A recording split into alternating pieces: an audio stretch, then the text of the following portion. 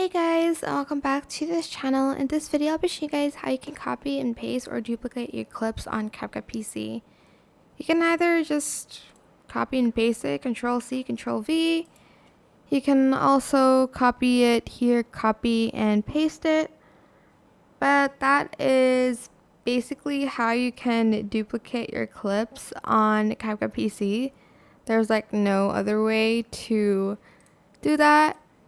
But yeah, that is pretty much it really for this video. That's how you can copy and paste. Again, right click copy, right click paste to duplicate your clips. I hope it was helpful for you guys. Don't forget to like, comment, share, and also subscribe to this channel if you haven't done that already. If you have any more questions about this video, just leave it in the comment section down below. I will try my best to answer them all for you guys. And if you found this video helpful, please click the thanks button as well. That is it for this video. Thank you so much for staying till the end. Goodbye.